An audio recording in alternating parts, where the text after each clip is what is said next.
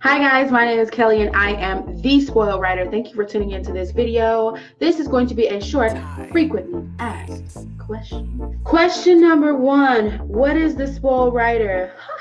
I'm the Spoiled Writer. So for you guys who do not know, I am the Spoiled Writer. That name comes from me being spoiled. I was very spoiled as a child. I thought that everything belonged to me. I thought that everything was owed to me, and I did not like to take no for an answer. So all of those things, even though they don't necessarily work out in real life all the time, which I learned when I got older, they do actually help when it comes to things like business, because you dream big and then you don't take no for an answer. So when I would think to myself, well, maybe I can, do this, maybe I can go this route, maybe I can ask this person for a little bit of help, and people would be like, no, that's not gonna work, or no, I don't think that's a good idea, that's not viable.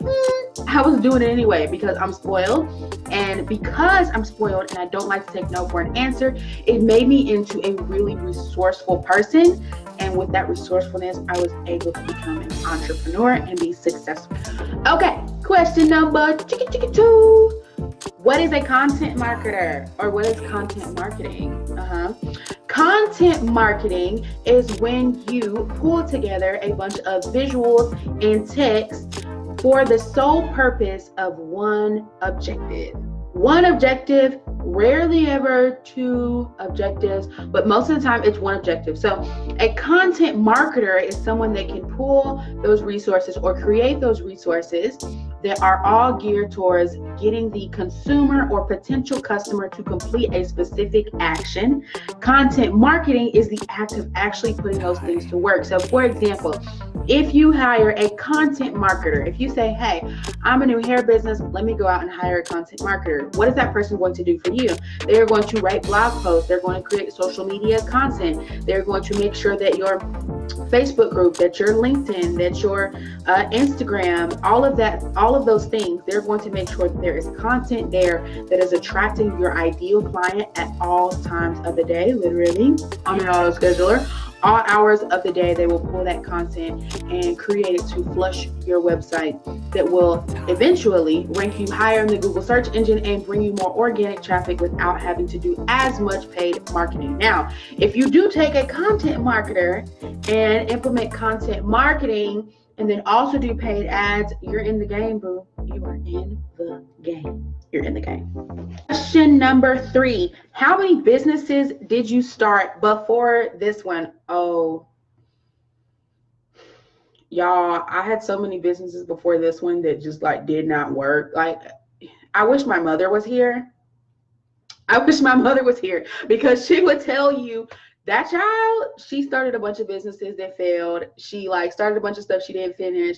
And yeah, I'm glad she stuck with it. That's what my mom would say. So I actually did start quite a few businesses, and it does take a couple of businesses to get the process right, to find your secret sauce, right? Everybody has their own secret sauce. So for me, oh my gosh, I can tell you guys some. So Perpetua was one of them, okay? Perpetua was exactly what the Spoiled Writer is, but I named it Perpetua because it means forever and ongoing. And I wanted to start it with my best friend. She decided she wanted to go get her master's. Boom, that one failed. When I was in college, I did a lot of photography. I had 2 best friends. One did a lot of makeup, and the other one was heavy into the music industry. And so I said, hey, let's start a media company. No one wanted to do it. Everybody wanted to wait till they graduated. Boom, that company failed. I started Chic Turban. Okay, that was for the head wraps. If you guys have heard of Wrap Queen, I started Chic Turban before Wrap Queen even existed. But yeah, boom, failed. I couldn't find the right type of fabric. I had all types of failed business ideas. So if you guys have had a bunch of failed business ideas, don't feel any type of way. It happens to all of us, literally, all of us. So how much money should I invest in the beginning of starting my business? Big question. You guys, that is all up to you. It depends on exactly what type of business you're starting, whether you're product-based or you're service-based. If you're service-based, it's a little bit easier for you, I'm not going to lie, only because you can get away with not investing a lot and still building from the ground up. Now, there are some product-based options for you guys. For example, if you are going to drop ship, if you don't know what drop shipping is, Google drop ship.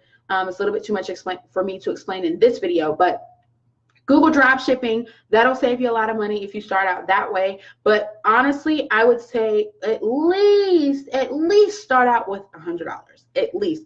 I have seen people build six-figure businesses with starting with just a little bit of nothing and being able to build from the ground up. But at least have $100, because what that is going to do is it is going to, one, allow you to create a website, and two, allow you to at least invest in some other type of knowledge or help. It's probably not going to be a one-on-one coach or anything like that, but you could definitely go out and get a strategy session for less than $100.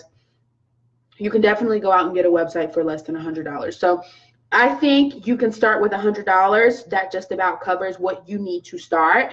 A lot of people spend money on these crazy things when they start their business, like, oh, I'm going to get a logo. I'm going to pay for $1,000, $2,000 website. I am going to pay a virtual assistant. For what? Boo, you haven't made no money yet. So save it. You make your own logo on Canva. Roll with the punches. Get a new logo revamped or designed later. Don't waste money. Don't waste money.